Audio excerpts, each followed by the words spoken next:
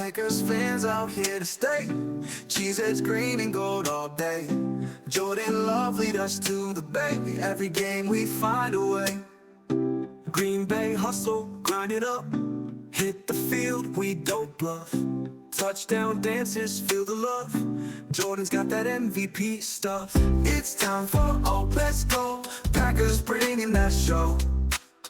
It's time for you know. Green and gold gonna glow. Lambeau Field, our sacred ground. Feel the vibe, hear the sound. Packers fans so loud and proud. Jordan Love, he's wearing the crown. Lambeau Field, our sacred ground. Feel the vibe, hear the sound. Packers fans so loud and proud. Jordan Love, he's wearing the crown.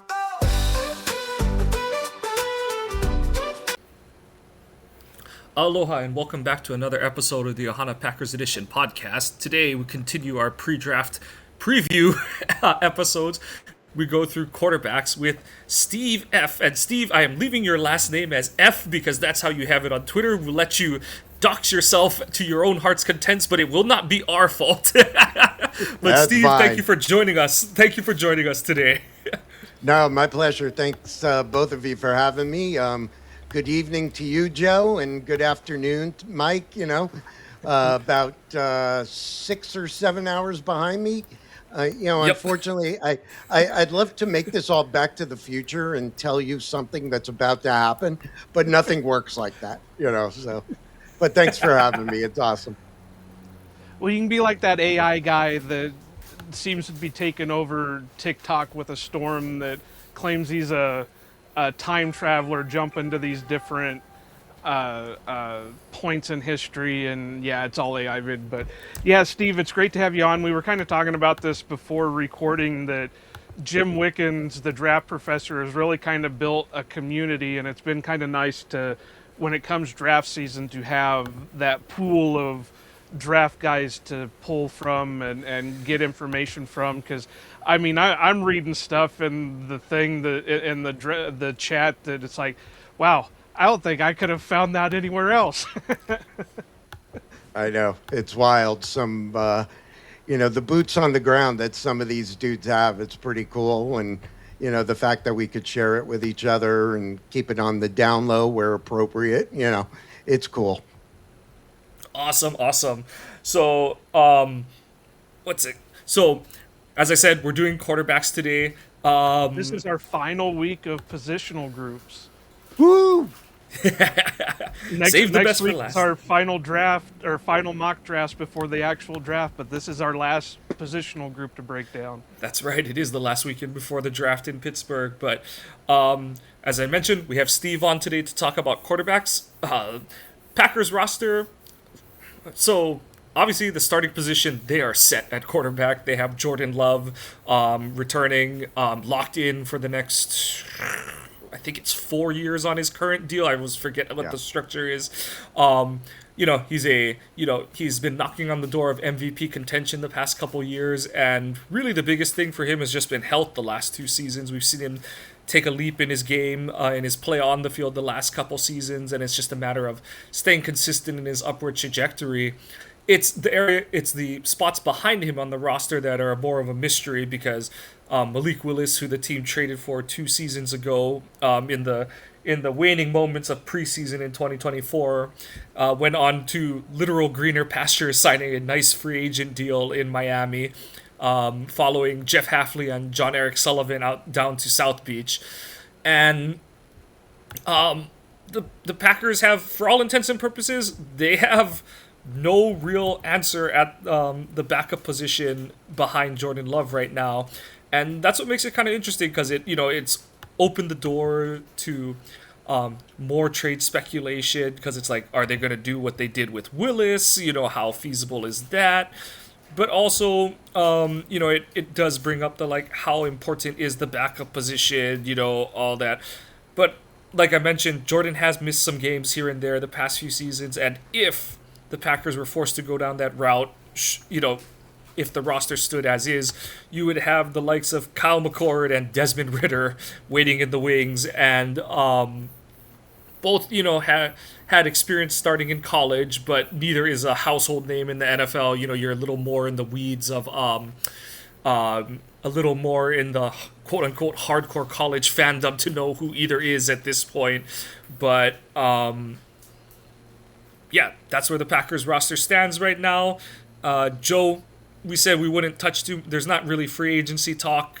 Did you want to do the trade talk ahead of time, or? Well, I want to do kind of like we did with Destin last week, and since Steve is an outsider, quote unquote, of the Packer universe, just kind of get what his thoughts are of where the Packers are sitting with the quarterback room. So, Steve, what do you think of the Packers quarterback situation right now?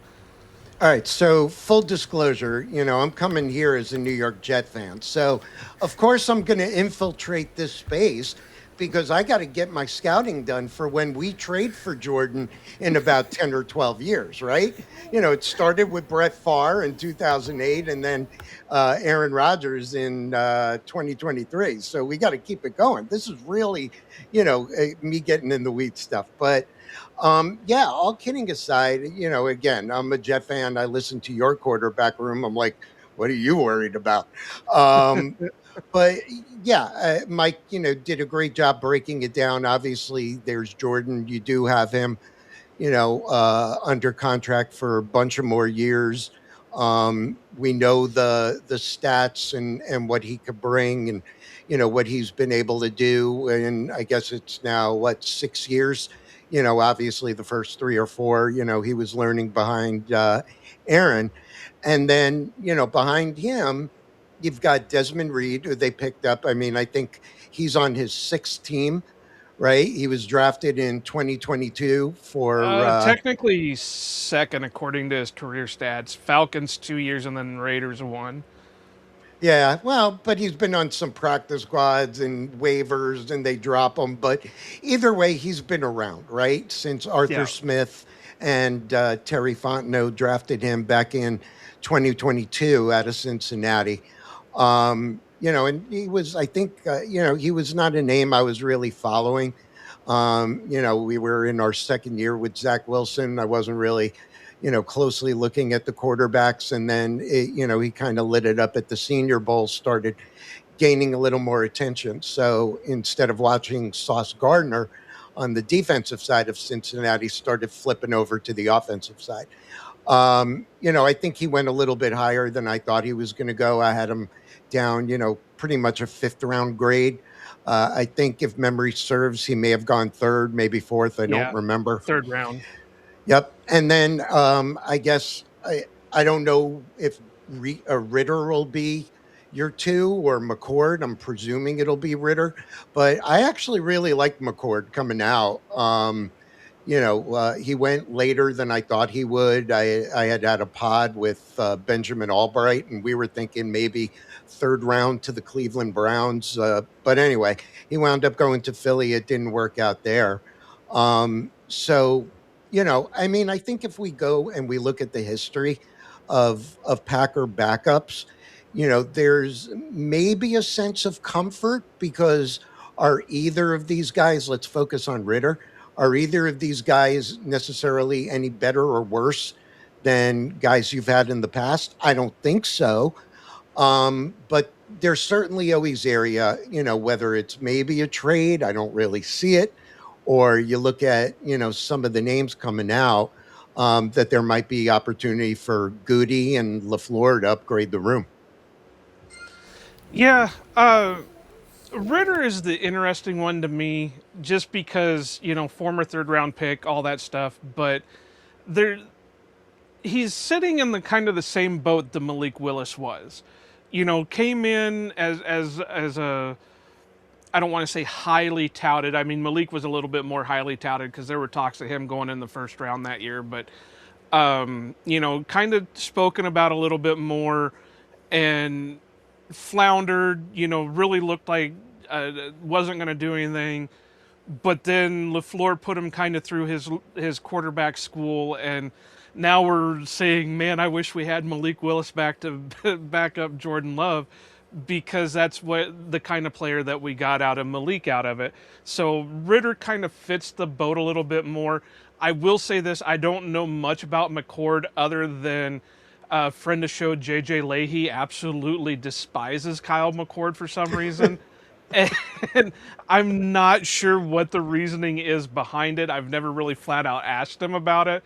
But I just know anytime, that's kind of like a curse word for JJ. So I don't know too much about him. But and Mike will jump into it here in a second, or we can just go ahead and go for it now. Obviously, there are a lot of rumors about what the Packers possibly could be doing. I mean, they've been linked to Anthony Richardson. I think there was a little bit of rumors that they were linked to Justin Fields, but I think Fields signed somewhere. We actually traded him. Yeah, we traded him to Kansas City for, That's it. A pack of barbecue or something. I don't know what it was. Yeah. But they've been linked to, and that could just be recency bias with what they did with Malik. There are some guys, they have been linked with guys in the draft that we'll talk about here in a bit too, but the one name, not draft-wise, trade-wise that I keep bringing up, and I know I get eye rolls from it, is Will Levis down in Tennessee.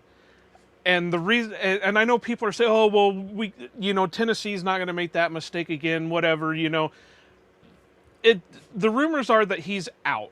They're gonna, the whole time during the draft, they're gonna be shopping him.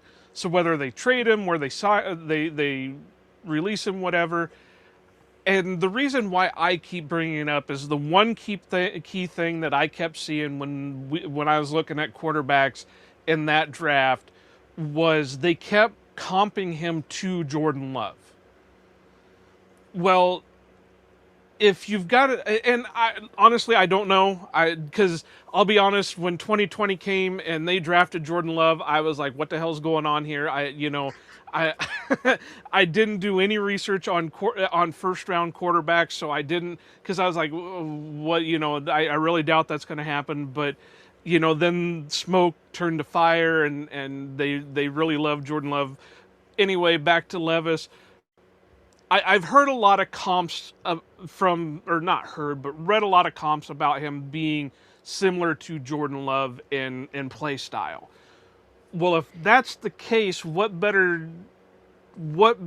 way to do it than bring him into Green Bay, let him learn under Jordan, let him get coached up by the same coaches that, other than Tom Clements, that coach Jordan Love, and see what he can do. But there's a lot of links there. Mike, can you think of any other ones that the Packers have been linked to? Like I said, I know there was Richardson. I know there was Fields. There was just the tiniest little nod to Kyler Murray, but I don't think that was ever going to happen. But I know there was a couple others. I just can't think of the names off the top of my head. No, I think the big three, like you said, I didn't really buy too much into the Murray talk.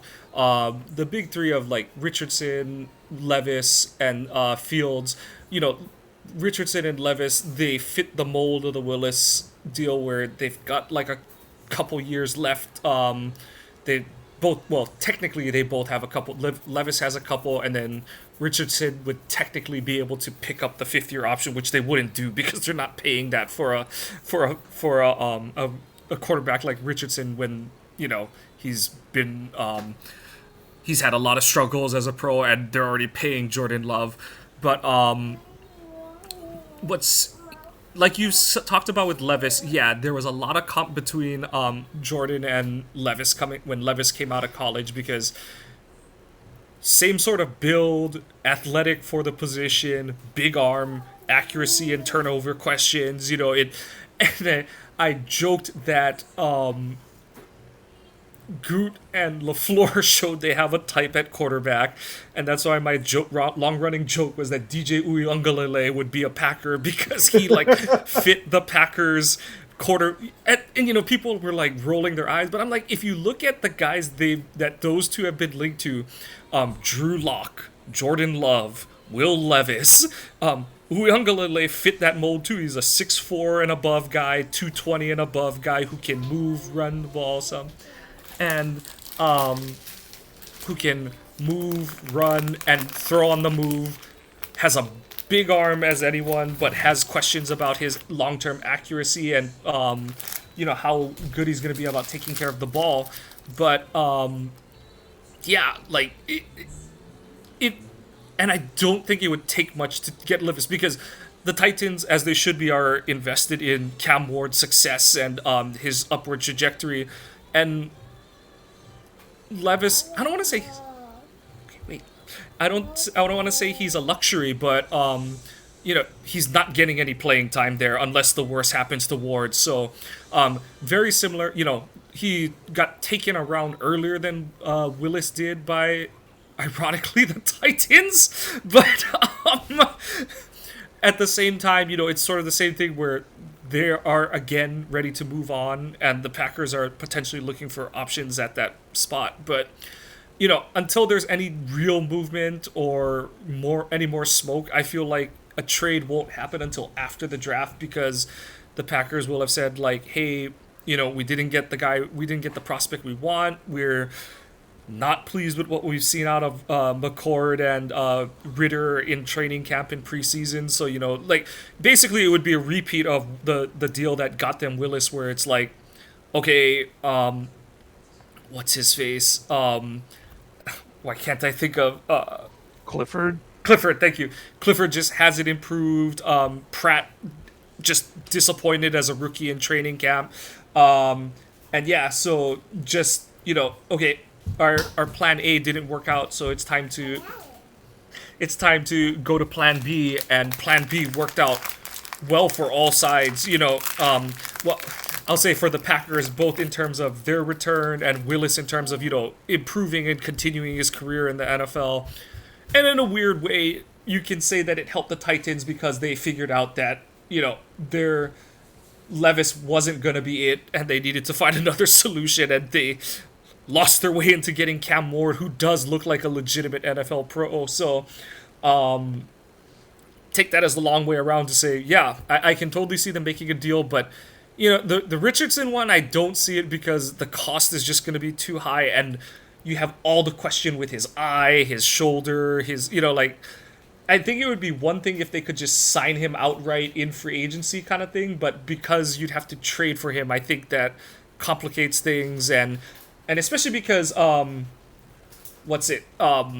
because Daniel Jones is coming off his Achilles tear, they have questions at the position. There's a outside chance Richardson is their starter at some point in the first month of the season. I just, they're going to try and gain back some of the sunk cost or, on their return on investment. So that's where I do think you're going to drag the corpse of Phillip Rivers back out again and let him go.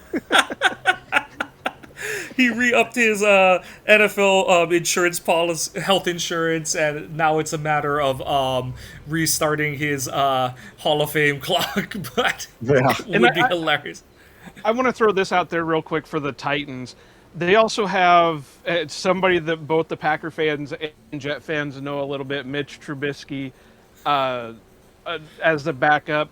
And not that he's this tremendous quarterback or whatever, but he's going to at least give you a little bit more than what you would think Will Levis is going to get, because he's going to have that veteran presence to help Cam Ward grow. And then I didn't realize this, but they have Hendon Hooker too, but Hendon Hooker's 28 years old. I didn't realize he was that old. So I was thinking, oh yeah, they got Hendon Hooker to be that third string, groom him in case something happens to Cam Ward, but there's no grooming that when Will Levis has been in the league a year longer than him and he's 2 years younger. So, but with all that said, Steve, what do you think about any potentials that the Packers that are out there the Packers could make an offer for? I like what Mike said about, maybe, putting some feelers out, but maybe not making any kind of decisions until after the draft. I don't really see, not only for a sense of what Indianapolis would want in terms of draft capital, but, I don't see a fit with LaFleur, and what he likes to do. Yeah, Richardson, is there an arm there? But, there's at least a little more accuracy with other guys that the Pack have had, and I don't see that. I do think Levis is an intriguing thing. I mean, I think you guys probably know that, since 2019, when LaFleur got hired, he and Goody definitely have a type, right? They're not going to be looking at a Diego Pavia, right? They have their thing. And actually, Malik was almost an outlier when you look at the height because, other guys 6'2, 6'3, 6'4, 200 something, 211 to 225. It was kind of like, there's that meme that goes Packer, pointing the finger, and so I think Levis is kind of intriguing. Certainly, you look at, he does have a strong arm. There is, a decent amount of accuracy. The problem is the consistency. He is athletic. So, he's certainly an intriguing option. I think the thing is, we saw a couple of years ago, a lot of these 2021 guys, Zach Wilson, Mac Jones, Trey Lance, they were getting traded for, pennies on the dollar, right? I think it was pretty much a 6th round pick. So, and then the only thing I would say about Levis, who didn't have as much starting experience as Mac Jones or Zach Wilson, is, remember, he's coming off, we don't know what the story is with that shoulder. I mean, we're Right. assuming he's going to be able to continue his career, but I mean, have we seen the medicals? Have we heard anything? So, I mean, if I'm Tennessee, you really want to get rid of this guy because clearly Trubisky is going to be your two. And like, you guys said with Hooker, I actually liked Hooker coming out of Tennessee, but, it is what it is, right? It happens. And you mentioned the age, but I would see if they'd be willing to take like, you know, a 7. I don't know, offhand, outside of not having the first. Your first pick is 52.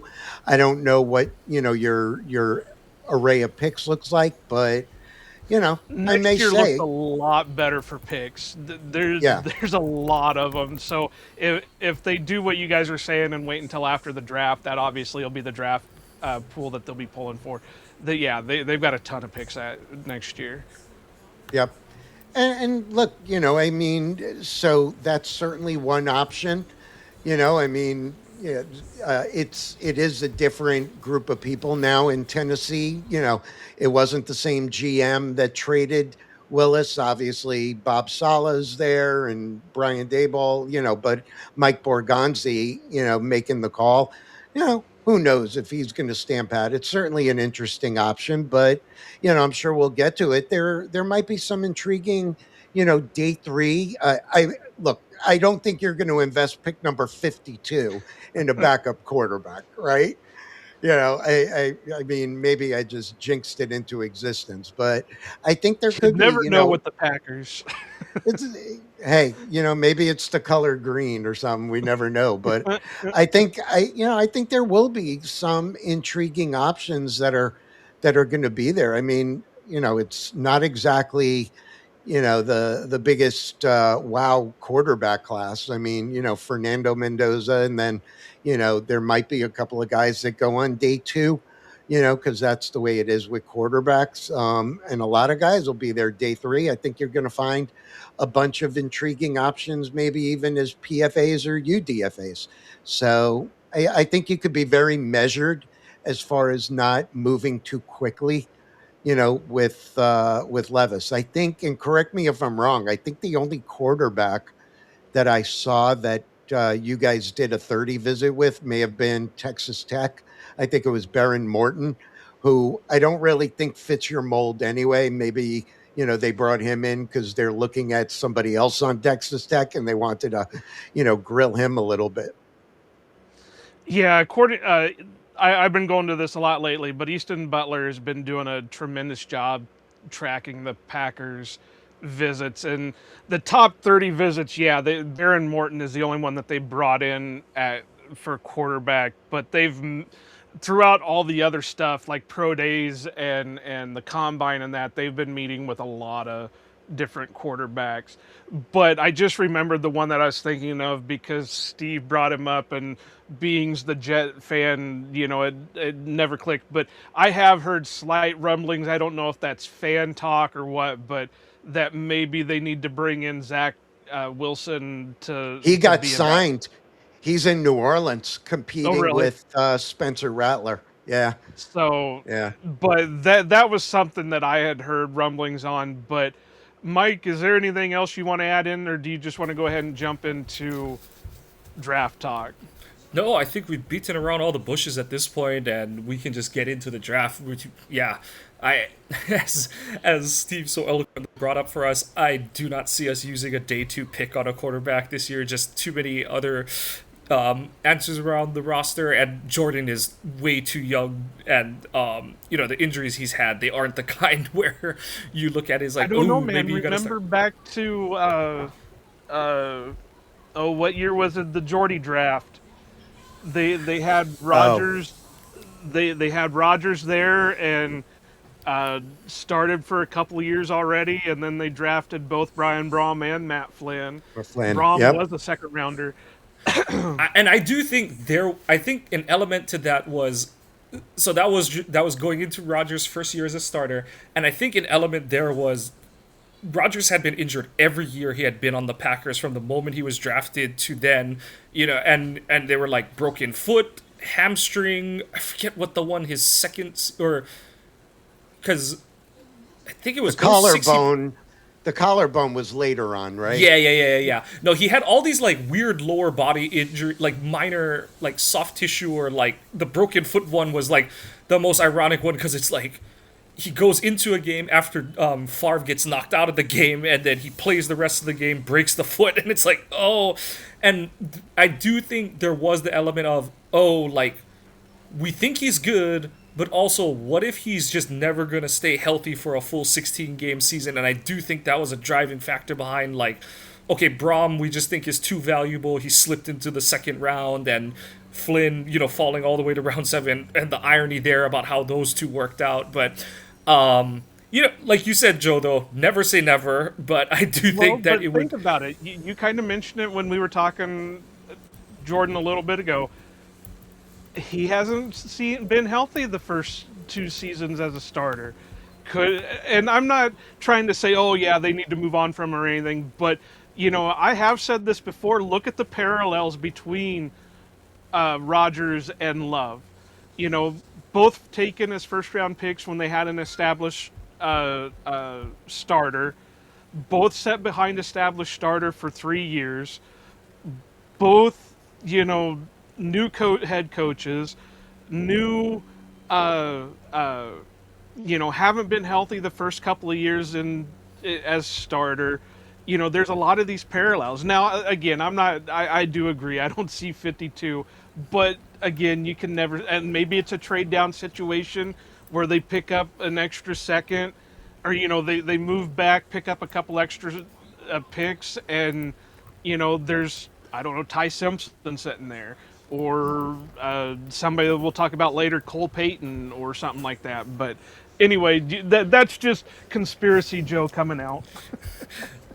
Excuse Joe for putting on his tinfoil hat, Steve, but There you go. Let's get into that point of the draft where the Packers have picked up a couple extra day 3 picks between this draft and next draft. With the Dontavian Wicks trade they just made with the Eagles this past week, and I know a lot of people have jokingly said like that's the ammo they're going to use to like move up if a Chris Johnson or someone falls into the second round and all that kind of stuff, but the way I also potentially look at it as, okay, you get into that late day 3 range and you start to see some names, like one that Joe mentioned, he's not a favorite of mine, but like if a Ty Simpson happens to be around at the end of round 3, or if, let's say they're like higher on a Taylon Green than a lot of other teams. Who are some names in that late day 2, early day 3 range, Steve, that you have taken a liking to as prospects and could see teams, like the Packers potentially moving into position to take in that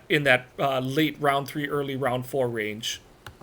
Yeah, I think that's a good question because like I said, this year it's really hard, to identify where these guys are going to go. I mean, there's a lot of chatter about Ty Simpson going in round one. I don't really see it happening, but stranger things have gone on. But, to your point, Mike, there are a lot of guys, that are really intriguing. Um, you know, uh, if I just start thinking about going back to what I said before about a size profile, there are a bunch of them that do fit.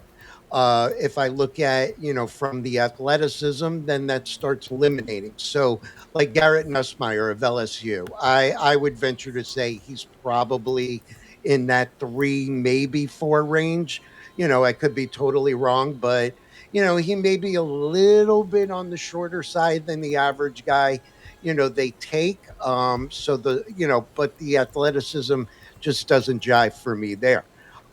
Drew Aller, I mean, you want to talk about a guy, with a prototypical, you think of the quarterback, 6'5", 220 something, 228, I think.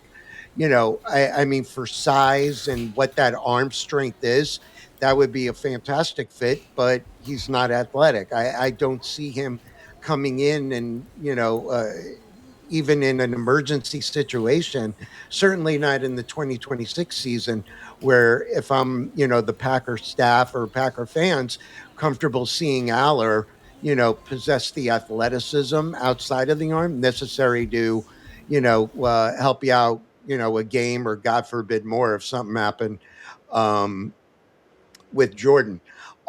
Carson Beck is another name. I think that could be round 4, maybe even round 5. You know, uh, we don't have the testing numbers and things, the sizes there. I don't even know how much juice there is in that elbow, because there were moments I saw in the championship game or throughout the playoffs. When he was hitting Tony and whatever. It's like, okay, the boy can still spin it, and then other times whatever. But whether it was you, Joe, or Mike, I forget who, I think a really intriguing option is Arkansas quarterback Talon Green. I mean, everybody knows how big this dude is, right?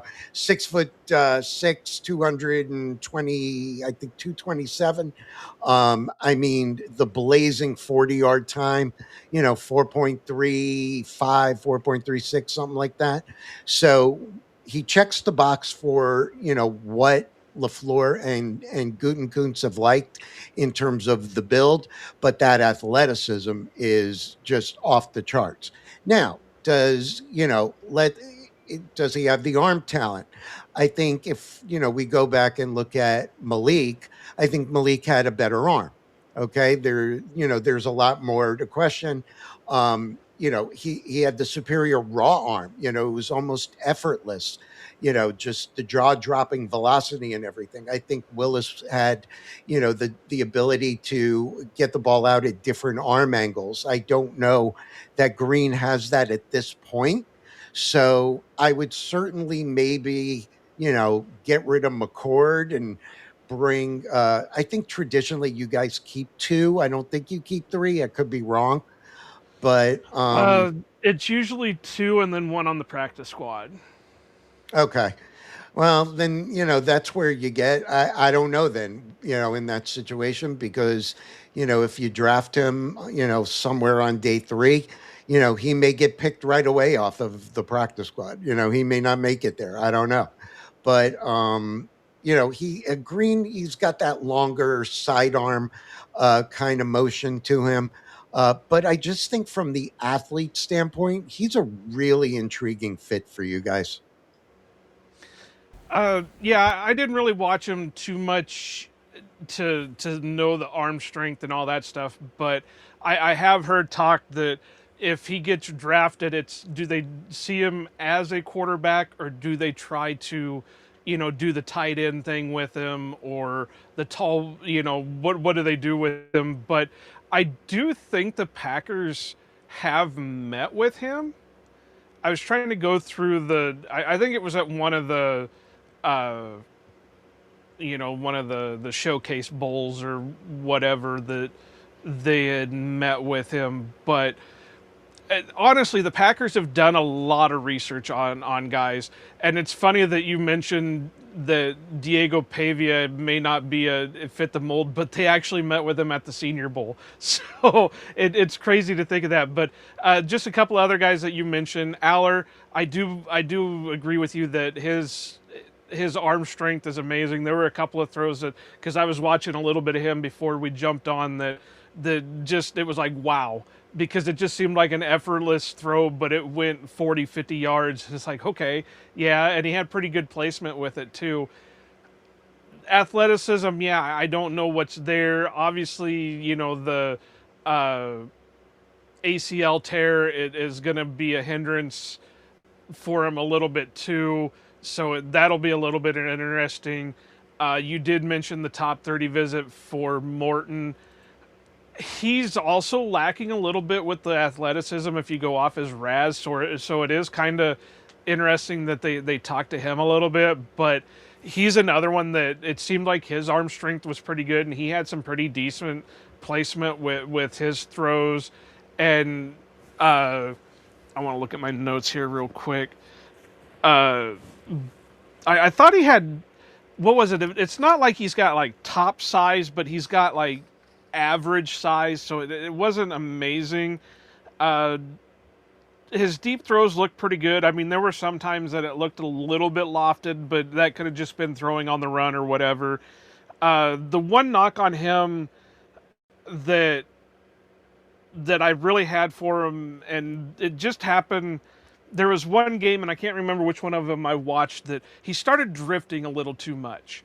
Instead of staying in the pocket, moving around the pocket, he just kept drifting back and back and back. And it's like, my guy, I understand you got arm strength, but the further you go back, they're going to get you. And when they get you, you're going to lose a chunk of yardage there. But let's see, Neusmeyer. I want to get on Neusmeyer because I put this in Jim's chat group.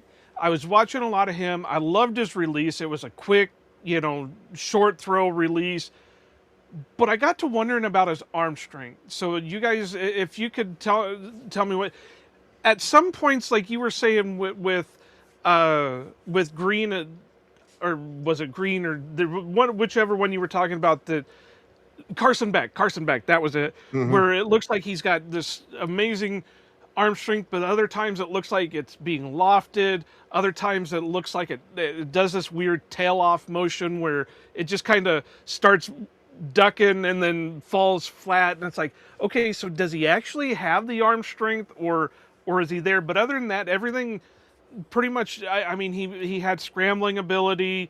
They did their version of the tush push with him. So, he's got a little bit of a sturdy streak to him, and he had good placement on his ball. But what do you guys think about his arm strength?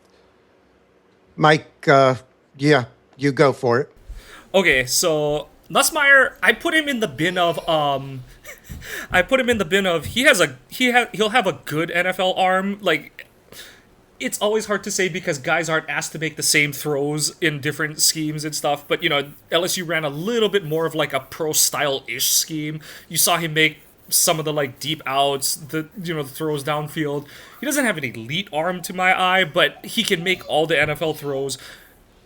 As you noted, Joe, the time you worry about him is when his feet aren't set. The ball will, it'll lose some RPMs, it'll tail on him and stuff, which is, for outside of the elite arm guys, that's gonna happen. That's what's supposed to happen.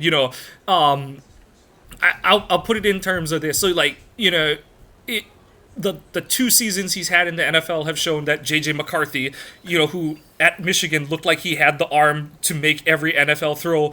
But when you go back and watch his film, and what always concerned me is, like, he's a guy where he looked like a relief inning pitcher who throws 100, where when he really wanted to put zip on the ball, he's like leaning, like his body is leaning over as he's trying to put extra zip on the ball. Whereas with Jordan and, guys like Jordan, Mahomes, like a Dante Culpepper, even a Favre to an extent, it's like, oh, they'll just look like they're doing soft toss and the ball is there in a zip kind of thing. And, it's that easy gas that those kind of guys can put on it.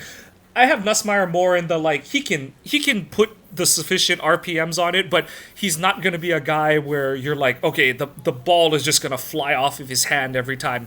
Beck is in the, like, if we're doing a baseball pitcher rating, he's got, and it's not necessarily his fault, but after I think it was a UCL tear, so he basically had a pitcher injury.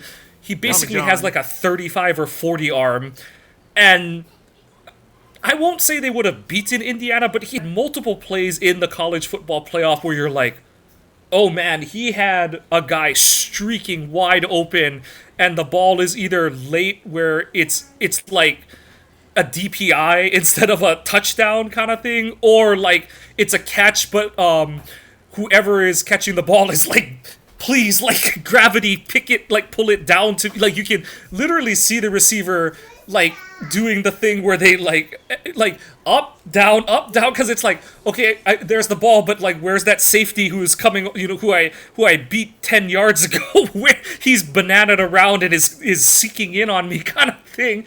And so, it is just that, like I said... Oh, you went muted, Mike. Yep. Like, he had a comparable arm to Nussmeier before the injury, but you just see it on certain throws and what's really unfortunate for him is, like, some of these throws I'm talking about, he's hitting them, like, top of his drop on 3 and 5 step drops. So the throw is on time, and the ball just can't get further than about 15 yards downfield, and that's just not going to cut. Like you said, the frame is really good, the build is good, the athleticism is pretty solid for a guy like a quarterback with his kind of wiry frame, but that arm strength is just non-existent at this point. Like, Clifford has a better arm than him, and we saw what Clifford's arm looked like the couple seasons he was in Green Bay. Green, the reason he's high atop my board is because my belief has always been, for a backup quarterback, when you have an established quarterback, is I want the project guy who's got a good, like, he falls in the, like, teach him how to football bin in this sense, where it's like, he's got the big arm, there's questions about his footwork, his technique, his consistency, but if I have to throw him in, I can at least, we've seen an offense where LaFleur's like, all right, screw it, the backup's in, we're going to the wing tee with some option throws off of it, and you can survive that way, because that's the thing is, like, everyone's like, oh, don't you want a quarterback who can throw? But I'm like, that's the whole thing. They're your backup. There's, like, a minuscule chance where your backup is as good of a thrower, processor, knowledge of the playbook, having the relationships and chemistry with your starting pass catcher, the top-down things you need to be a successful passer in the NFL.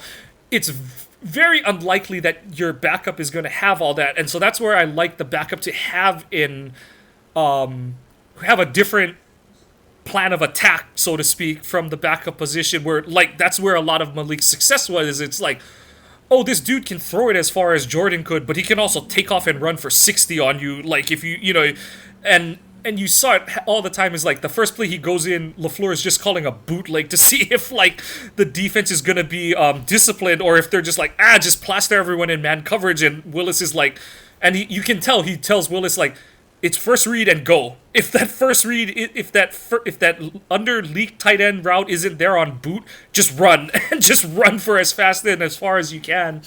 That's where Green is high on my list, and another guy who's high on my, like, yeah, I would take this guy. He's way further down because of his age and injury history, but Jalen Daniels out of Kansas is there for similar reasons, where it's like, not as good of an arm as Green, but, like, he has he kind of fits the Parcells mode.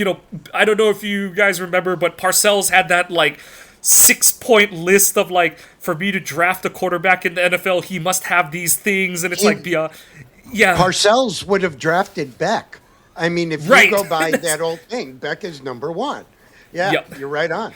Yep. Yeah, so And like I said, that's where Daniels and Green are higher on my list in terms of why I like them as prospects, because I like having that different dynamic out of your backup quarterback, and then you can have your staff coach them along, and see what they have from a passing perspective. So, I say all that to get around to Nussmeier. If Nussmeier were to fall to the fourth, or somehow the fifth, I wouldn't mind if they took him there, just because the pedigree, his dad is like a longtime coordinator, so that between the ears he's got it there. And really the thing with Nussmeier is he just got physically beat up at times at LSU, and partly that's because they did ask him to run the ball, and partly like it's weird. Like LSU always recruits O-line well, but for whatever reason, whether it's because they play in the SEC or whatever you want to believe, their quarterbacks just always get beat up from time to time. And Nussmeier just, he's not, you know, Aaron Rodgers would say he's not short because he's 6'2" as well, but he's listed at 203. And there's times where I'm like, okay, he looks like he might be a little thicker than that. And then other times when he gets just lit up by not a guy you would think would be lighting him up, you're kind of like, oh, that's like a nickel linebacker who just exploded him in the, it was a blindside hit kind of thing, but you're like, oh, he kind of ragdolled on that in a way that I wouldn't expect him to. So that's where my concern is like, okay, like, is he going to be able to put on a little more functional strength than Wade? And, what does he look like after that? So, but, like when Flynn came out, I think Flynn was listed at like 207 or he wasn't a very stocky guy when he came out of LSU. So, they have taken those kind of guys, but it's just a matter of like when Nussmeier would be available. That late round 3, early 4 would be a little too rich for my blood, but if he got into that 5th round, I wouldn't have a problem with Nussmeier. Yeah, that'd be, I think, incredible, value there. Just we were talking, we'll stay on Nussmeier a second, then I want to go back to Green and then throw another idea at the two of you. The strength, the timing, the ball placement, it's okay. Joe, I think it was you mentioned Favre. And, Nussmeier does have a little bit of a gunslinger attitude. It's just the arm doesn't necessarily back up that attitude. Right. Right. I mean, Far, he could just be like, all right, close his eyes, turn back and just go, F it. We're hurling this thing 70 yards. I don't think Nussmeier can do that. I think it's strong enough that he can challenge defenses vertically to a degree. But I don't know. There's a guy I do shows on Twitter with, and man, he is like the arm strength king. It's like nothing else matters to him. He gets a little ridiculous about it, but he would be like, "Oh, Lambeau Field, it's going to be cold and windy. You can't put Nussmeier there." Like, okay, relax, but so I don't know. I think the thing with getting back to Green, and then, like I said, I'll throw another thing at you. LaFleur's been around the block. He's come from a great tree. Baby Shanahan, Papa Shanahan. The principles are there. I think with a guy like Green that he would be able to figure it out, right? And you look at the things that Malik was able to do, and it was sort of having him, like you mentioned before, throw on a bootleg, not there, go run. I mean, who's going to want to try and challenge right away a 6'6" quarterback, right? I think, you get a couple of those things. Maybe, you build up some confidence in that short and intermediate game where I think the accuracy could be there for Green, and then, like the way the Pack likes to use the play action, uh, bad things can happen for the opponents, right? And maybe you're not doing as many tight condensed formations and whatever. But I just think, it's an interesting thing. But I we may have mentioned him at the beginning of the show. I don't remember. Another intriguing option is certainly North Dakota State quarterback Cole Payton. Yeah. I think the challenge being is, I'm left-handed. I didn't play the quarterback role. I was a receiver and a corner in high school and college. It's very different. So, you really got to see, what your line is, because obviously the right tackle now is your blind spot, and how your receivers, adapt to the way the ball comes. But then again, I don't think you guys have any more receivers. You're trading them all away. Bum. No, I did actually like that trade. You made Wicks to the Eagles. But, again, the size profile with Peyton's there, 1 year starter, but there's a lot of it factor to him, and I don't get into the comp thing, because I think, when we're broadcasting and engaging, the people that don't get into the draft weeds the way we do, they may hear a name and they're like, no, you don't know what you're talking about. He's not X. I'm like, well, we're not necessarily comparing him in the pros. We're comparing him when he was in college. Right. So I kind of stay out of the comp game, but, there were some elements of Josh Allen at Wyoming. Right. So, big physical, there, the accuracy concerns are there, but he's certainly an intriguing option also. If he's there, let's say middle of day three. Yeah, Cole Payton is obviously a very popular topic amongst some of the people. Some of friend of shows like JJ Leahy and Jake Shavink are big fans of him. I watched him. I have to be honest, there's something about a left-handed quarterback that always fascinates me. And so watching him was amazing, because it always fascinates me, because you see the right-handed motions and it all looks natural and it all looks great, but then you get a left-hander throwing and it's like, what? But Cole looked good.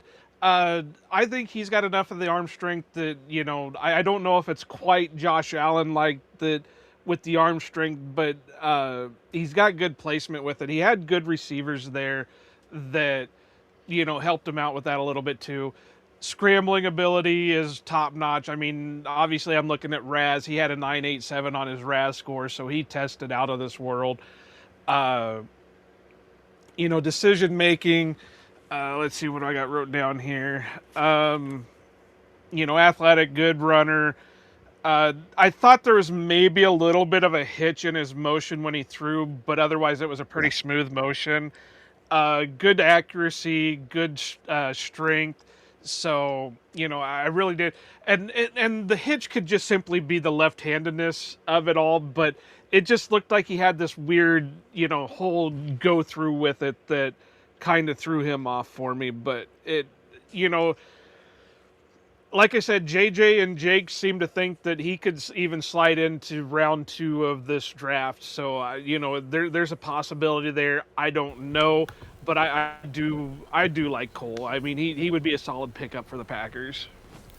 Yep. Yeah, he's gonna be one of those like where does he end up going kind of guys, because like if he goes mid day 3 and like he goes to a team like Green Bay who can truly develop him, that would be one of the, I think, best case scenarios for him. Whereas like if he goes in day 2, he gets into that like honestly Malik Willis or Will Levis range where it's like you're like one game from starting, and I think that's a little too much pressure too fast for him, where he's like you said, Joe, the holdup I have with him is, and it's not a small school thing, it's like a big arm, not enough coaching thing with quarterbacks, where it's like, to me, he looks like a guy where, and I think this is where the hitch you're kind of seeing in his throwing motion is where when you get these guys who have big arms and then they're like told, okay, you got to start throwing with touch, the mistake a lot of them make is like, oh, throwing with touch means I throw softer, and that's not how it works. Like, if you look at the guys who can throw with touch, it's their throwing motion still looks the same for the most part. Like, you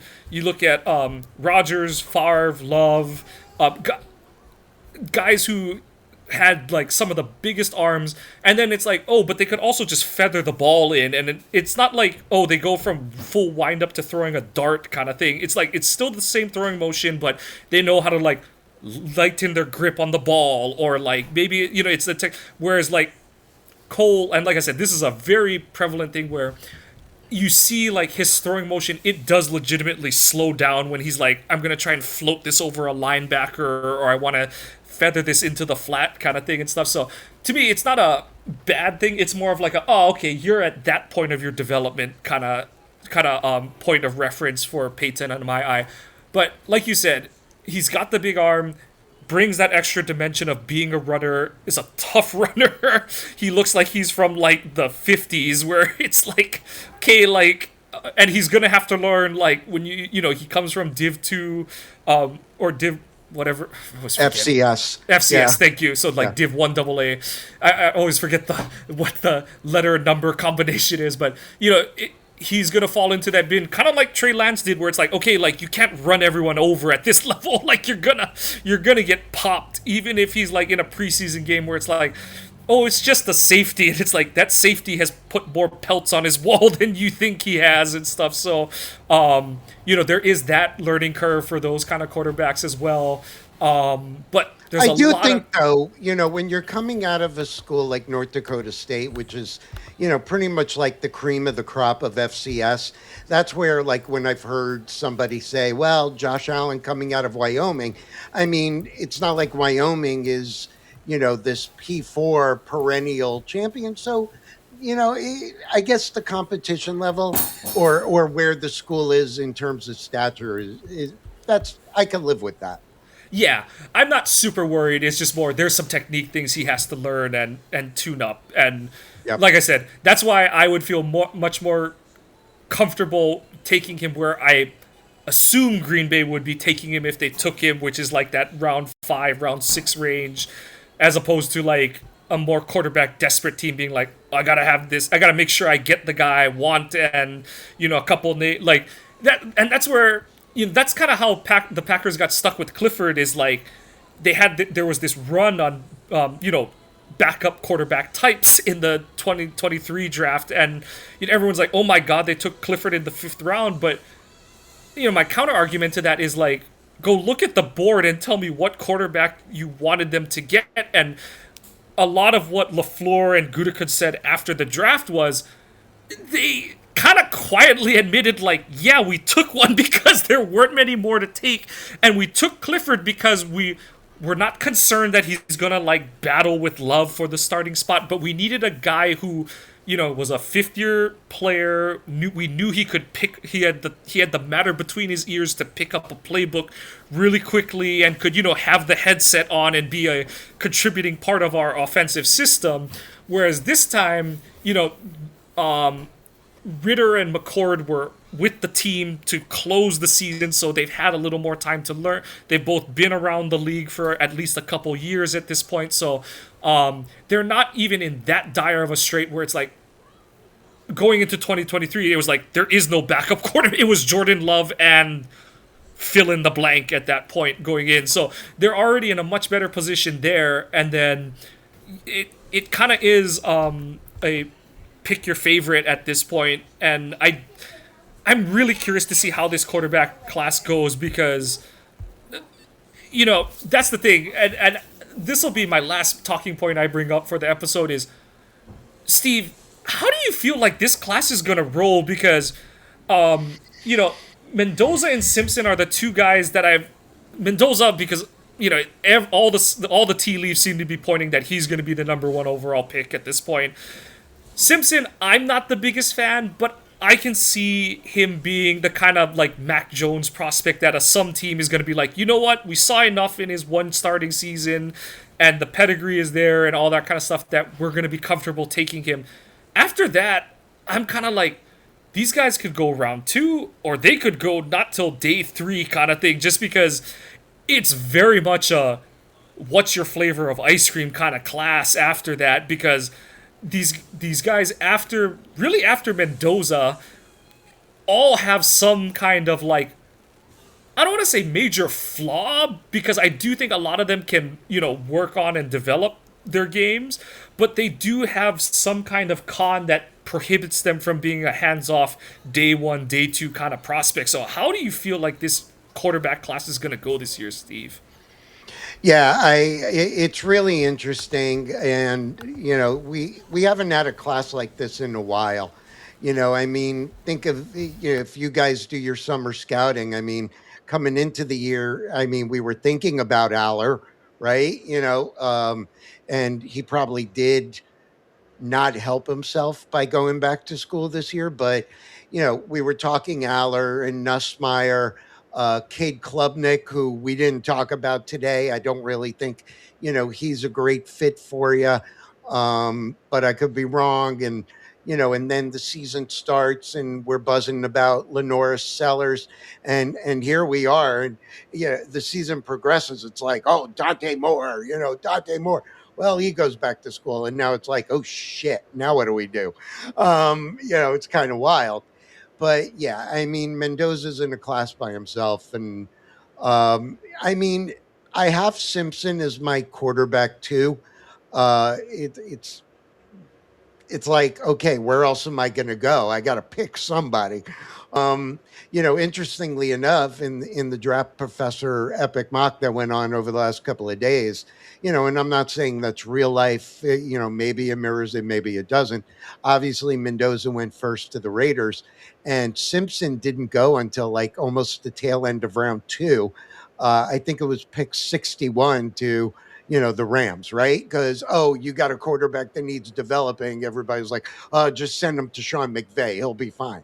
That's not real life, right? They can't take everybody. And it doesn't even mean that Les Snead and McVay won. But yeah, that's the thing. Obviously, as a Jet fan, there's talk about it. And I don't really think they're going to go that route. I don't think they're going to take him. They do have 2 first-round picks, number 2 and 16. Even if the board gets a little wonky, I don't see them taking him at 16. And I really don't see them trading back in. Um, if he's there with the first pick of the second round at 33, maybe. I could tell you I wouldn't love it. I think he's a great kid. I think there's moments you saw before all the injuries and everything where even if you didn't watch the arm, you watched the footwork, how just surgical and precise he was. It's like, man, is he a Manning or is he a Simpson? I mean, it was really amazing to watch, and just the way he got the ball out. And I don't know. I mean, 15 starts and like 7 of them weren't good. And is it him? Was it the injuries? Because I don't know if this is true or not. And maybe you guys know. Supposedly, there was like something really bad with his back. Like he had a broken vertebrae. And if that's the case, okay, all is forgiven. I mean, my God, how are you still out there? No kidding. Um, yeah. So I definitely think Simpson's going to be in that round 2 conversation. I can't say I'll be shocked if it's round 1, but I'd be a little surprised. My number 3, we spoke about him. I've got Cole Payton. Yeah, I'm not big on lefty quarterbacks, but the dude's got something. Joe, you were right. There's like that hitch. I think it's almost more of a dip, Yeah. which that could be an issue. But and then number 4, Peyton, I I have a feeling after Simpson at 2, we don't start seeing guys go until round 4. I don't believe that there are teams that are going to be desperate to start, doing, oh, blah, blah, blah, we got to grab this guy. Because, even though it's not a round 1 pick, you, you know, in a draft like this where, we're having your day 2 and day 3 picks matter so much because of the depth of the class, whether receiver or linebacker, safety or whatever. Your general manager, burning a round 3 pick on a quarterback with a lot of questions where, you just let safety XYZ go. And I don't know, your job security may be a little, but I think it's round 4 really where we really start to see, at least that's where I am with Peyton, and Aller and whatever. I think we're gonna have, Jim Wickens is so great about keeping these stats of the average number of quarterbacks drafted, and I think we're gonna flip a lot of things on their ear this draft. I think you're going to have a lot of undrafted quarterbacks, but I want to throw another interesting name. Get your thoughts. We're probably running low on time. I think we did have a I'm good to question. go however long it's Mike with the kids that Okay. Well, I'll make it quick. What do y'all think about, maybe later on day three, round six, is where I project him? Sawyer Robertson out of Baylor. That to me is an intriguing option, I think, for you guys.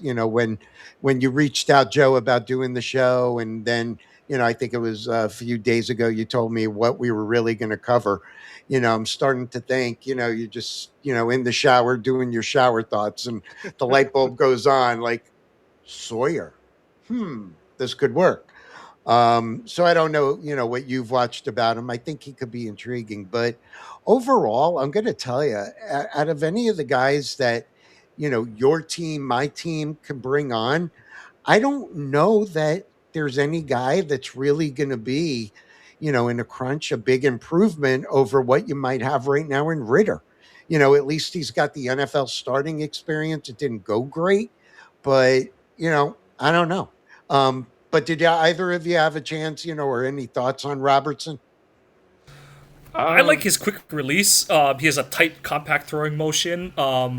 He has a nice ball over the middle of the field. I know that's kind of a weird thing to hear him say, but like I like that he has a decent trajectory. Like his ball doesn't seem to sail over the middle of the field. A little bit of a has to set his feet passer, but that's okay. Like I said, I'm if I can find an alien backup quarterback, that's great. But I just need someone who's gonna come in and know like which way to turn to hand the ball off, or what the call is for shift left for the for the pass protection and things like that.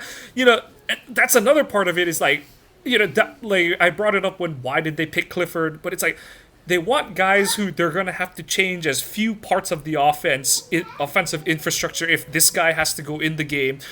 And calling pass protection is one of them. Like you see some of these teams where like, oh, a different quarterback goes in and it's like, oh, now the O-line is calling the pass protection, or God forbid a running back has to call the pass protection and things like that and stuff. You just hear the horror stories about it from every like different coach, and and it always comes out after the season's over because it's like, oh, how come like your offense fell off a cliff? And it's like, oh well, so and so was compensating for this injury, and now like he's not comfortable having to turn his back, kind of thing, and so we're changing how we structure the offense and all that stuff. So like quick aside, that's why I want guys, and it's hard because that's one of those things with college quarterbacks that's so different now is almost none of them call their own plays or make line calls anymore. Like, I do think that's one of the tragedies of where modern college football is gone, with the clap, look at the sideline, see the like 4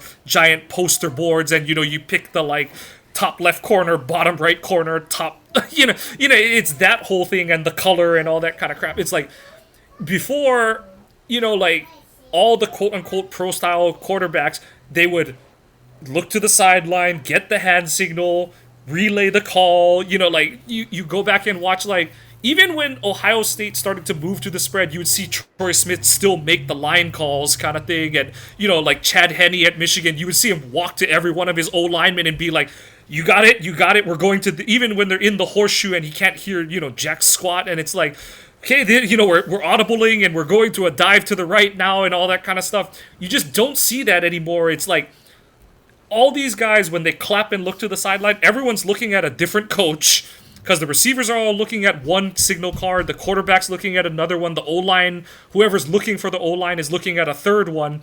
And so, and the NFL is just, I just don't think the NFL is ever going to operate that way. You saw Chip Kelly try to bring some of that, and it just didn't work at all. Like, there's certain elements of, and it's funny because you're in the era where a lot of the guys on offense in the NFL grew up on that style of play, pre-snap structure, but it just has never taken up in the NFL. I don't know if it's the paranoia that the NFL is going to break it better than a college team is going to be able to, whatever it is, but yeah, like that is one of the elements of quarterback transitioning from college to the NFL, where I am always amazed when like a Cam Ward can come in, a guy who played his last 2 seasons at 2 different schools. I know that like Miami had some coach carryover and stuff like that, but is from a full wide open college spread, went to the NFL. It took time over the course of the season, but you could tell, like, yes, he's learning how to run a pro offense. And I know that Tennessee did kind of spoon feed him different elements of it. But then you look at guys like Jordan, plus who they had they got rid of their coach too, who was a play caller. So here you go. I mean, I always compare, like, I think of one of your rivals, the Bears. I mean, I think you guys are a great model because of what you were able to do. You had Brett, you brought Aaron in, you let him sit, and then, you had to make a move. And you did the same thing between Aaron and Jordan. And I think, Mike, I think that reinforces your point. The problem is owners, fans, nobody has patience anymore to do that, right? So here comes Fernando Mendoza, into the NFL, and it's like 1% of his entire college career has been under center. Everything has been left, right, and that's it. I think you hit the nail, absolutely on the head. Um, yeah, but I always say your rivals, the Bears, if you want to screw up a quarterback, follow what they did, right? Because it was like a wash, rinse, repeat cycle for years. Hire a coach, get a new quarterback, fail the quarterback, get rid of the coach, bring in somebody new, get the new quarterback. And it was a long list. It looks like now, unfortunately for you guys, they may have figured it out with Caleb, but Fields and, we'll see, you know, um, it was Fields and before him and, the coaches, Eberflus. And, I mean, Nagy wasn't bad. He's the only one with a winning record, for God's sakes, and you fired him too. But even, oh God, what was his name? 10, yeah, 12 years ago. the I can't think of Canadian his League name. guy, right? Yes, Yeah, Mark, whatever. Trestman, yeah, Trestman, Trestman. the one that right after we smoked him on Sunday night, it's like, well, we had a great week of practice going into the game. Let me tell you, that is the kiss of death.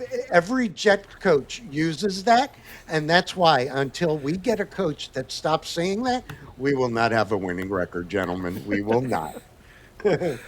Yep. But yeah, just to go back to Sawyer Robertson, I really didn't watch much of him. I know I've heard rumblings about maybe Packers being interested, but looking at his Raz card, I think the only thing that will maybe hurt him for the Packers is he scored poorly on his agility, and that could be something that, because Mike, and I'm not just saying this as a weird thing, is the Packers really do look at their agility stuff when it comes to all their players. Now, they have taken some guys in the past that have at least had orange in their agility, but I don't know with as deep red as it is for Sawyer Robinson if that's going to be, unless it's like a 7th round or a UDFA type guy. Yeah. But I have a couple more. How you doing on time, Mike? I think I'm good for another 15. Okay. So I did really try to look at some later round guys. It's kind of funny, Steve, that you mentioned that you don't really do NFL comps. Well, I always tell people I don't do pick things for players. I don't guess what round they're going to go in or whatever. I look at a guy and, hey, I kind of like that guy, and go from there on them. So some of these guys may not get drafted. Some of them may go in a spot that just don't, the Packers wouldn't be in. But the first one that I really liked, but the problem is he's a bit of an old, is Haynes King out of Georgia Tech. Athletic, scrambler. He has good size to him. I thought his arm strength was a little average. You could see where, maybe with better footwork he could build up that arm strength, but he often he pulled the Love thing where he often throws off of the wrong foot time after time. So you wonder if maybe a little work on that or whatever. His bread and butter though was throwing on the run and scrambling, and I thought his arm strength when throwing a speed ball or a fastball if you want to get into baseball talk a little bit, was tremendous. It was kind of, it kind of, not say to comp him to Brett Favre, but it kind of had reminiscence of those times with those types of fastballs, because you would see the receiver's hand like go from the catch spot to like 2 yards back because they were trying to cushion the ball to come into him with him, and I thought that was really good. Like I said, I think he's 24, 25, so I don't know if that's the type that would be more of a Sean Clifford type of draft pick than a bring him in, groom him, trade him type deal. And then the other one that I like that is really athletic is Jeff Sims out of Arizona State. Again, athletic, scrambler. He's got a short throwing motion, which I kind of like, because, you know, the when I was watching him, again, not to do comps or anything, but visions of like Vince Young, because they had the same type of build, but they also had that throwing motion that it started back behind, but when he would start shortening up his throwing motion, his accuracy went better. So if somebody can get in there and work with him and work on his throwing motion a little bit, and have it a little bit more steady, I think he'll be fine. One of his problems maybe is he's got like super long arms, so you know that could be what hinders him with the throwing motion. But he does also have pretty good with the multiple arm angles, kind of like we talked about with Malik, where he could throw it from, you know, whatever motion he needed to go, or whatever arm angle he needed to go to. But that, if I would have to say, he's probably a preferred UDFA more than anything, just basically because of his athletic traits. So we talked about Baron Morton a little bit. I'm not going to get into Diego Pavia. I did watch him. I know the Packers met with him. I don't know about anything with him. You know, not strongest arm, short, all that good stuff with him. I did watch Klubnik. The only reason I watched him is because I don't know if you know Brian Maffey, but Maffey talks about him quite a bit. So, and he says that could be a sleeper for maybe a Packers pick. But yep, because this is our show and because we are homers for our college teams, I do have to bring up Mark Gronowski. I'm a Hawkeyes fan, obviously, with the Iowa Joe moniker. I have been, and this could just be sour grapes because of how shitty the offense has been for the longest time for the Hawkeyes. I'm not sold on Gronowski. I've looked at his stats. He played better at South Dakota State than he did with the University of Iowa. Yeah. I know what one of the main problems is, and that's a head coach that is very old school and doesn't like trying to involve too much newer school methods. And this is case in point. Mark Gronowski had 262 passing attempts for the University of Iowa this past season. He had 130 rushing carries for the University of Iowa. He had 545 rushing yards, and that was the most since his freshman season with South Dakota State, which was 577 yards. He had only 1,741 passing yards, and that was the least since his freshman year at South Dakota State, where he had 1,500 passing yards. So I do know the big thing for him was the use at the University of Iowa. I'm not sure why he decided to come to Iowa. I know they offered him. I think what I was told was he was looking for $3 million for his NIL, and the Hawkeyes gave him $3 million for his NIL. Maybe they were the only ones that were offering it to him. I don't know that part of it. But when you look through the stats, you can see that he would have been better off coming out in the 2025 draft than the 2026, because all his stuff looks better when he was with South Dakota State. With that being said, he does have a decent arm. He does have decent strength. He has a good over the top motion. He is a one look reader or thrower. He has a hard time reading his targets. So if it's not there on the first one, then he does struggle with that a little bit. And again, that could just be because of the University of Iowa. I don't know. I do know, but nothing's going to happen on that front for a while. But I do have this piece of information that I did get from a reputable source that coaches at the University of Iowa were wanting to bench Gronowski mid-season. But Ferentz nixed it and said, no, we're staying with him. And honestly, that's a typical Ferentz thing where Ferentz doesn't like to change anything. He will ride with a person until he cannot ride with them anymore. So again, you know, as much as I hate to say it, I think coming to the University of Iowa really hurt Mark Gronowski's stock.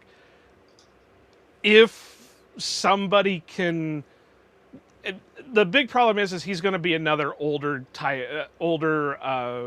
prospect, because this was his year 5 in college football. So he's going to be a bit older when he gets into the NFL.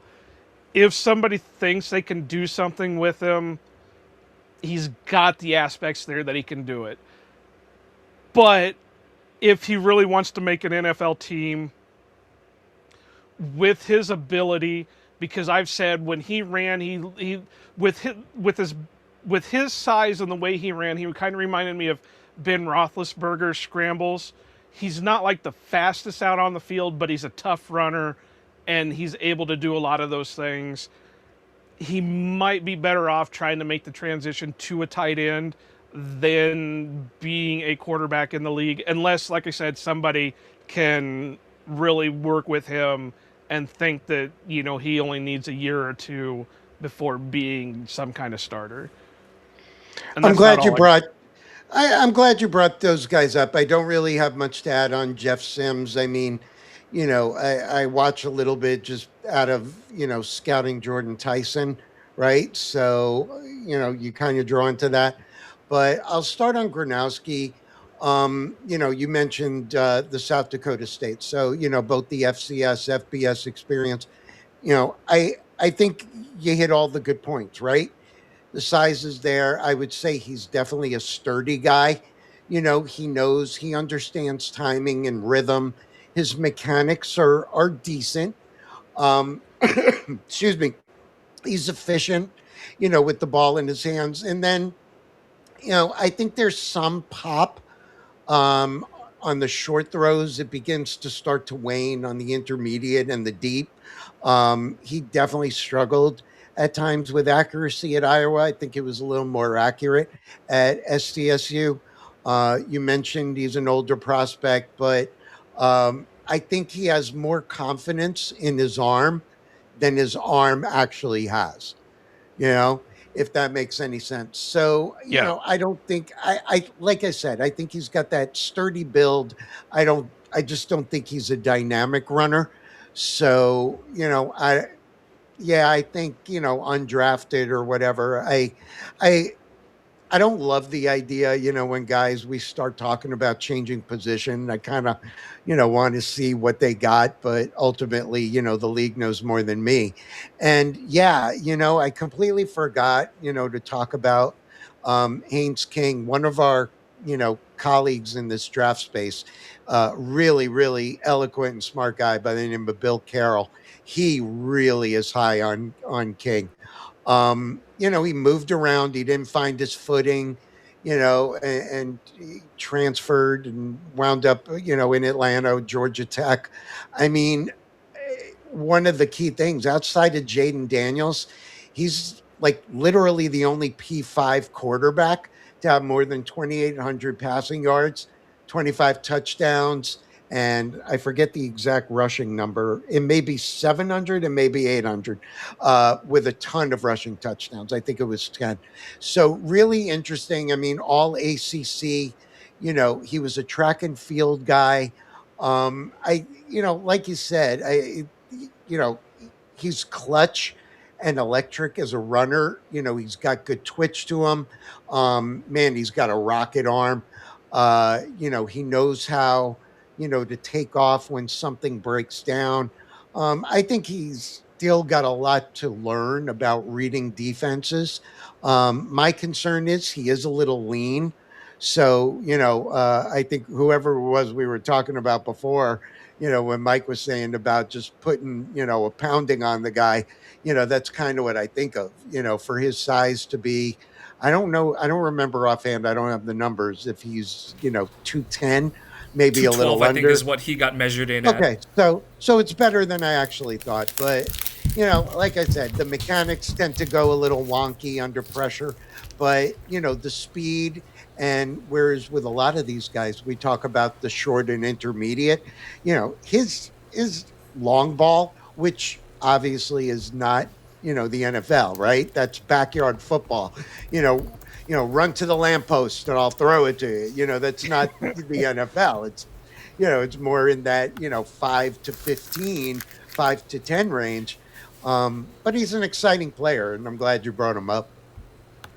Yeah, very much so. And I really did like what I saw out of him. I just wish he was a couple years younger, and you could see him really grow in the NFL. Not saying that he doesn't have years ahead of him, just saying that, if he needs work, then there's not a lot of time to work with him. So Yeah. Steve made the big point on King. He's a fun watch, and I do like Steve said, I do think there's more arm talent in him that he's shown, partly because of what Georgia Tech's offense is. Because there's a lot of, half his highlight film is of him running the ball out of like a triple option look.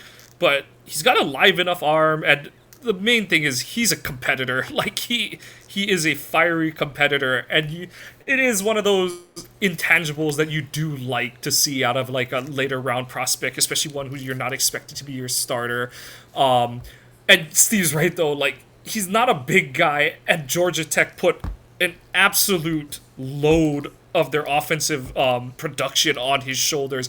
And it was always kind of sad because you could kind of tell what part of the season and even what part of a game it was, because you could kind of tell, like, just watching him on a, like, if you just saw like a random snap of him, you're like, oh, that's the first quarter, because, like, obviously the jersey's clean and all that kind of stuff, but, like, his movements look a little explosive, there's some pep to his step, and then, like, oh, that's a late November quarter 4 snap, because he's kind of haggard, he's dragging a little, like there's maybe some blood on the uniform and stuff like that. But he was a lot of fun to watch in college because,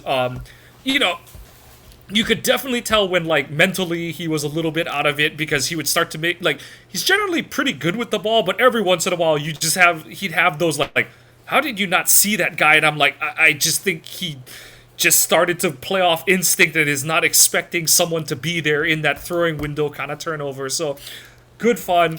And then honestly, Jeff Sims, I had to double check when Joe brought him up, because I was like, wait, that Jeff Sims, like the guy who started at Georgia Tech before Haynes King, Jeff Sims? And I was like, God, I remember when he transferred to Nebraska and when that went up in flames kind of thing. So I'm like, oh, yeah, he is still in college. I just had to look to make sure. I was like, that is the same one still, but athletic as hell. I mean, like I said, I don't think he's going to be, unless some team really is desperate to draft him, I don't think he's going to get drafted, but athletic as hell, and that arm was something else because it was effortless for him to throw. So yeah, you're right. He has those long arms, and it's like a whip. He's like cracking a whip when he throws the ball. Well, you remember when Vince Young would throw it, and a buddy of mine would talk about it when he signed with the Packers for those 2 weeks. He would like have to bring his arm all the way back behind his shoulder and release it, and that's kind of what it seems like Jeff Sims has to do, because of those long arms. So he's kind of Cunningham-ish in that way. Yeah, it's sort of Randall Cunningham-ish in that way. But before we end, we do have Moose's question that we got to get to, and then we'll call it good and get us out of here. But Goose _MN always sends in these questions. that has to do with what Packer would we choose from the past. So this time, because we're talking quarterbacks, he asked, if you could grab a backup QB from a Packers team between 2000 and 2020, who would your pick? Who would be your pick to back up Love? So of course I had to go through and verify what he meant by it. So I asked him someone who was a backup QB for the Packers between those years, and would we get them as they were as a backup, or I gave the example like Matt Flynn starting, or is he Matt Flynn when he was a rookie? And he said as they were as a backup, so obviously Rodgers is off the board. So I'll let you guys do it because I got to look up one thing real quick. Who would your backup be from the Packers between 2020 and or 2000 and 2020? Yeah, I mean, for me, I actually almost slipped in getting ready for this. I almost said Hasselbeck, but he was. I think that was around the cutoff. Yeah, just before. I think Goose really knew how to phrase it so that I wouldn't say it. I mean, in thinking of all the names, by the way, don't worry, I'm not going to say Tim Boyle. With all due respect to the mad tweeter, Kurt Benkert, I'm not going to say him.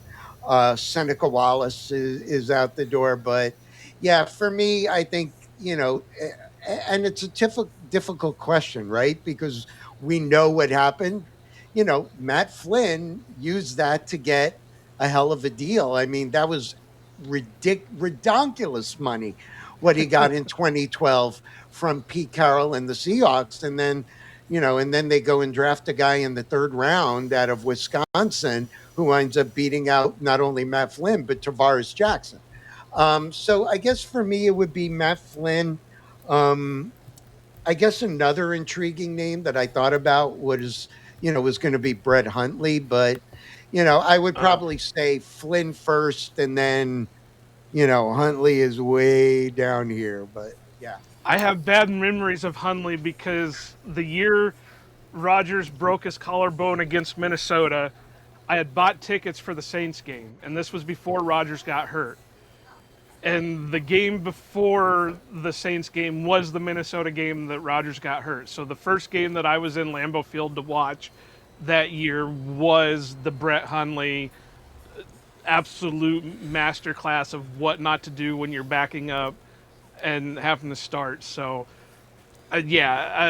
Matt Flynn would be a good one, but it would definitely have to be his rookie or as he was the first time around when he was a backup, because yes, he did have that wonderful 6 touchdown game against Detroit and all that stuff, but after he left Green Bay is when he had arm problems.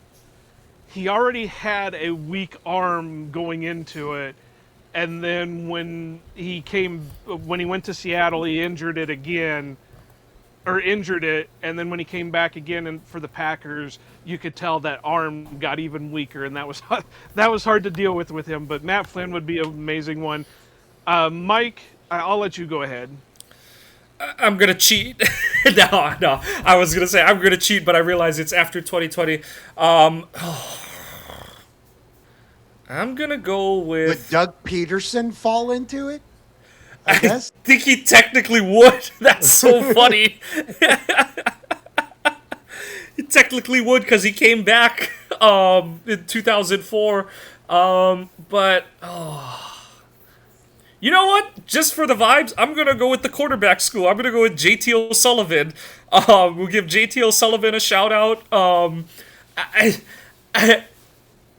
I can't say I remember anything spectacular about his career. I just remember his name, and I love all the work he does.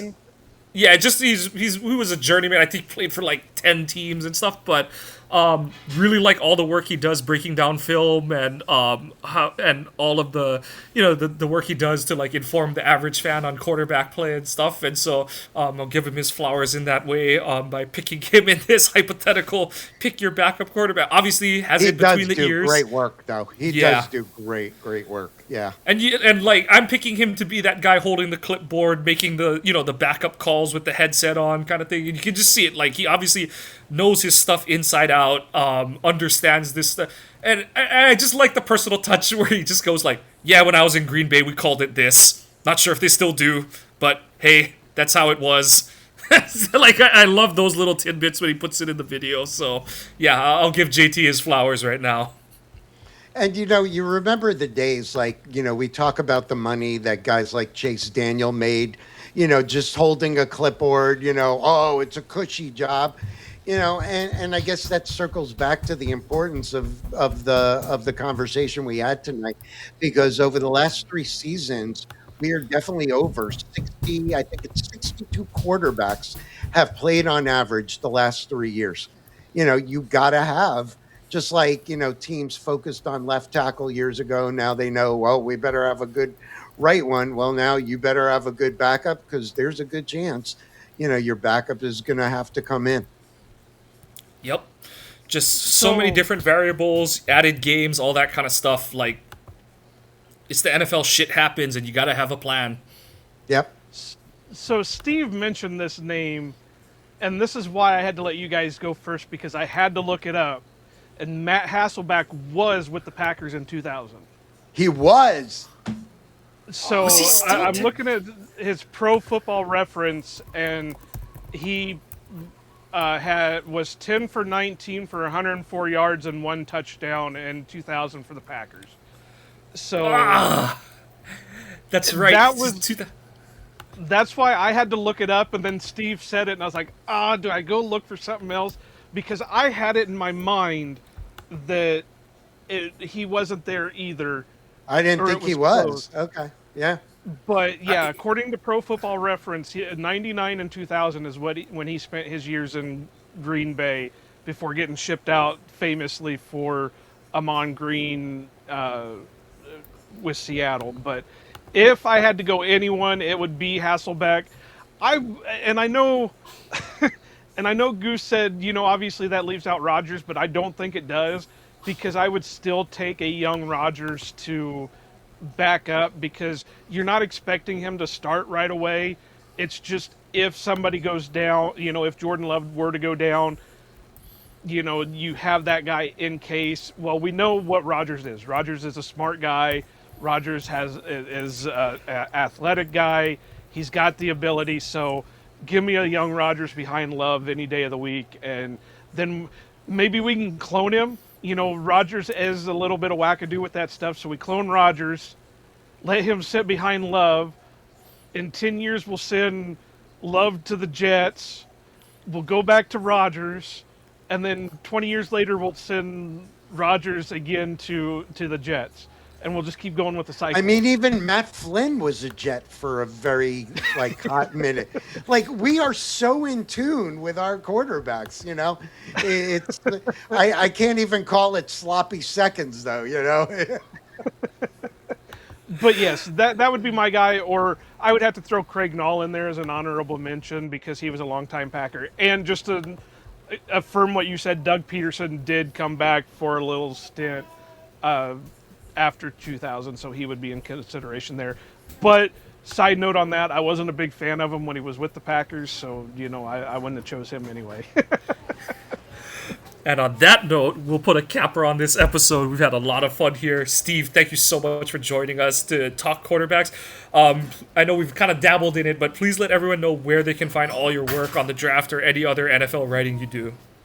Yeah, so the easiest way is just hop on over to, I can't call it X. I got to call it Twitter. Yep, we do too. You can see it. Oop, where is it? There it is. I found it. Right there at Steve_NFL. That's also the handle for my YouTube channel. The Substack has been coming out, not as frequently as I'd like, because, with all the podcast stuff, I would like the time to write more.